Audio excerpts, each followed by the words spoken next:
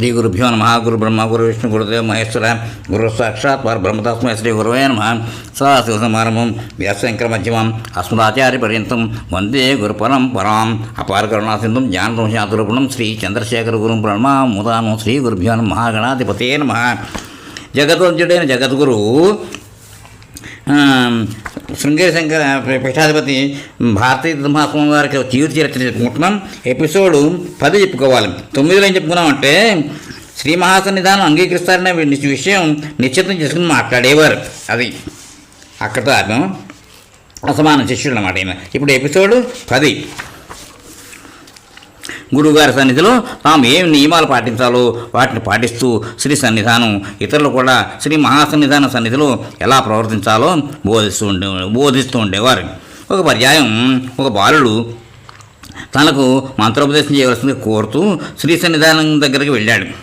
అప్పుడు శ్రీ సన్నిధానం వాత్సల్యపూర్వకంగా అతన్ని శ్రీ మహాసన్నిధానం దగ్గరికి వెళ్ళవలసిందిగా సలహా ఇచ్చి వారి వద్ద ఏ విధంగా ప్రవర్తించాలో కూడా బోధించారు. వారు ఇలా బోధించారు: ఇక్కడనే నిరీక్షించు, కొద్దిసేపట్లో శ్రీ మహాసన్నిధానం ఇక్కడికి వస్తారు. సాష్టాంగ ప్రణామం చేసి జగద్గురువులు మంత్రోపదేశం చేసి నన్ను అనుగ్రహిస్తారా వినయపూర్వకంగా అభ్యర్థించు. ఆ పిల్లవాడు వారు చెప్పినట్టే చేశారు. శ్రీ మహాసన్నిధానం అతని ప్రార్థనను అంగీకరించారు. తర్వాత ఆ పిల్లవాడు సన్నిధానం దగ్గరికి వచ్చి శ్రీ మహాసన్నిధానం తనకు ప్రార్థనను అంగీకరించినట్టుగా చెప్పాడు.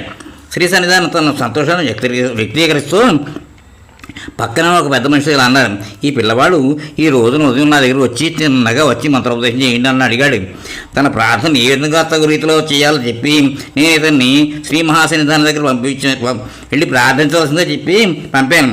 అదృష్టవశం చేత ఇతడు ముందు నా దగ్గర వచ్చాడు. లేకపోతే ఇతడు తిన్నగా శ్రీ మహాసన్నిధానం దగ్గర వెళ్ళి ఉంటే ఈ విధంగా అయుక్తమైన రీతిలో ప్రవర్తించేసేవాడు. ఇక్కడ చాలా మెచ్చుకోదగిన విషయం ఏమిటంటే శ్రీ సన్నిధానం తామే సద్గురులై ఉండి సరిగా లేని అతని ప్రవర్తనను లెక్క చేయలేదు. అయితే శ్రీ మహాసన్నిధానం వారి సన్నిధిలో మాత్రం సరిగ్గా ప్రవర్తించాలని అతనికి బోధించారు. మరొకప్పుడు శ్రీ సన్నిధానం కూడా కొందరు భక్తులతో కలిసి అయ్యప్ప స్వామిని దర్శించడం కోసం శబరిమల వెళ్ళారు.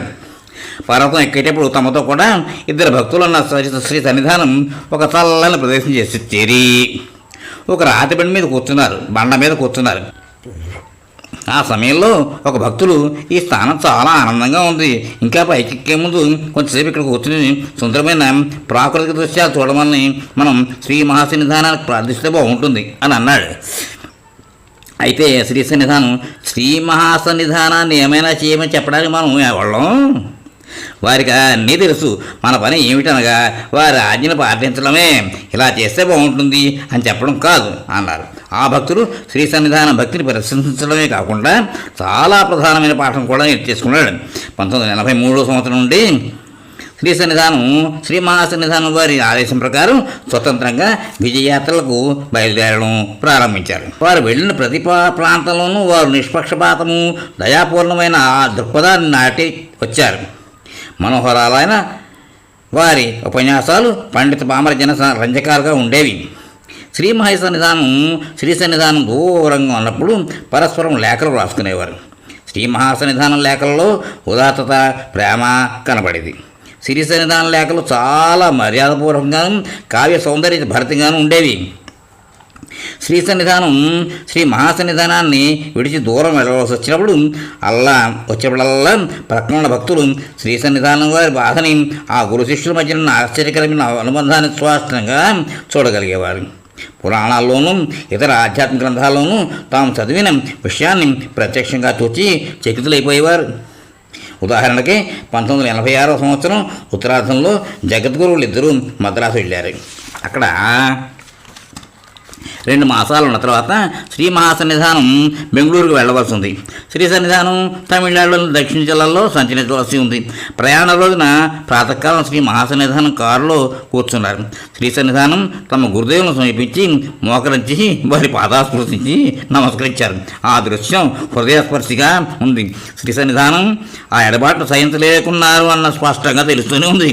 తల్లి తన బిడ్డను బొజ్జగించినట్లు శ్రీ మహాసన్నిధానం వారు ఆయన్ని ఓదార్చారు. శ్రీ మహాసన్నిధానం విషయంలో శ్రీ సన్నిధానానికి ఉన్న ప్రగాఢ ప్రేమను చూచి తమ గురువులకు వీడుకోలు చెప్పడానికి అక్కడికి వచ్చిన భక్త సముదాయం హృదయాలు కూడా తిలవించాయి. శ్రీ సన్నిధానం తమిళనాడులో విస్తృతంగా పర్యటించి తిరిగి శృంగేరి వెళ్ళేటప్పుడు మద్రాసు వచ్చారు. భక్త బృందాన్ని ఉద్దేశించి మాట్లాడుతూ వారు, నేను శృంగేరి వెళ్ళనున్నాను, గురువుల దర్శనం చేరున్నాను అన్న భావమే నాకు ఎంతో ఆనందం కలిగిస్తుంది. ఆ రోజుకైనా నేను ఆతృతో నిరీక్షిస్తున్నాను అన్నారు. శ్రీ సన్నిధానం తమ గురువుల సన్నిధి చేరాలని ఎంతగా పరితపిస్తున్నారో ఈ సంఘటన స్పష్టం చేస్తోంది. తమ శిష్యుడు తిరిగి శృంగేరి వస్తున్నారని తెలిసి శ్రీ మహాసన్నిధానం చాలా సంతోషించారు.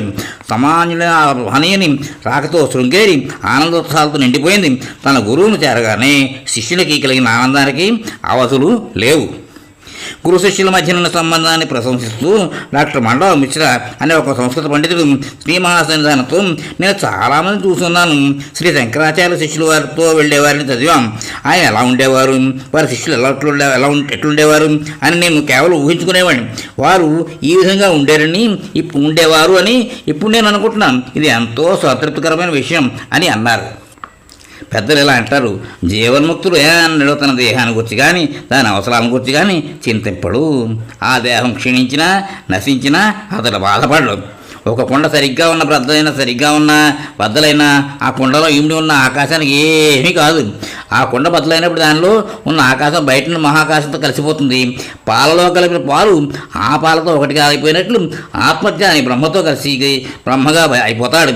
మాయాశక్తి చేత జగత్ క్షేమం కోసం మనుష్య రూపంలో వచ్చిన ఆ పరమాత్మ శ్రీ మహాసన్నిధానం మానవుడిగా తన కార్యక్రమాన్ని ముగించాలని 1989 సంవత్సరంలో నిశ్చయించుకున్నారు.